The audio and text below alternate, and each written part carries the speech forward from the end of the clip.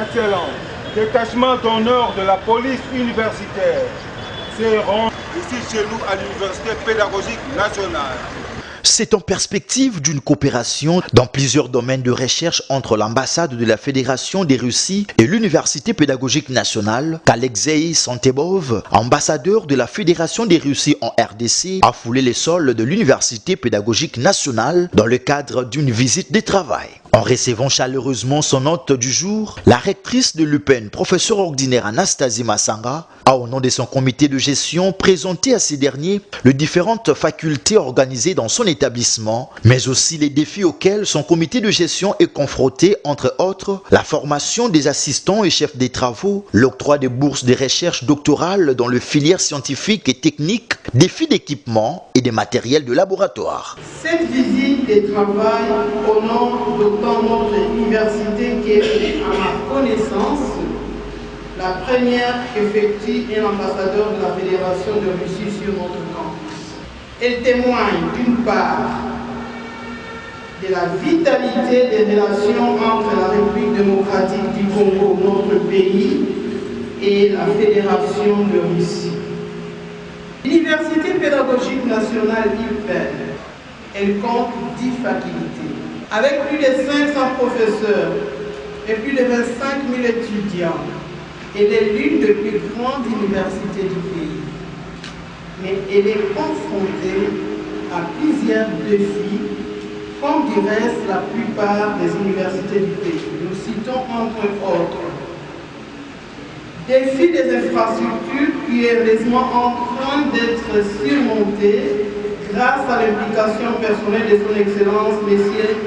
Félix Antoine Tshisekedi Tshilombo, président de la République, chef de l'État et grand chancelier des universités congolaises. Défi de la formation de nos assistants et de nos chefs de travaux pour renforcer le personnel académique existant et pour préparer la relève grâce aux bourses de recherche doctorale, particulièrement dans les filières scientifiques, mathématiques, physique, chimie, biologie, géographie et sciences de l'environnement, et les filières techniques comme l'agronomie, l'informatique et l'intelligence artificielle, sciences de la santé, hôtellerie et tourisme, médecine vétérinaire, sans oublier les sciences sociales. Défis d'équipement et de matériel de laboratoire pour nos filières scientifiques et techniques.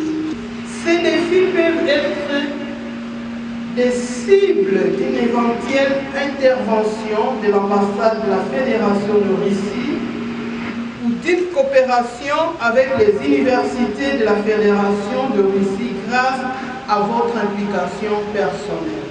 Préoccupé aux problèmes qui rongent l'UPEN, l'ambassadeur de la Fédération des Russies en RDC a affirmé leur disponibilité d'accompagner le projet de recherche et de l'enseignement à l'UPN en vue de son développement, mais aussi la poursuite d'octroi des bourses d'études aux chercheurs congolais en général et de l'UPN en particulier. Il faut commencer toujours par le développement des contacts interuniversitaires.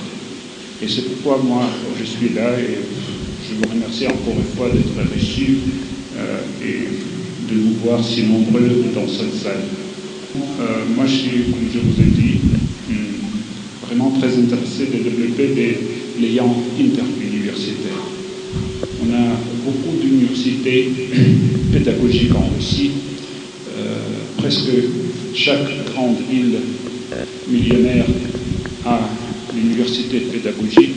Tout sont possibles pour développer des liens avec les universités pédagogiques à l'étranger.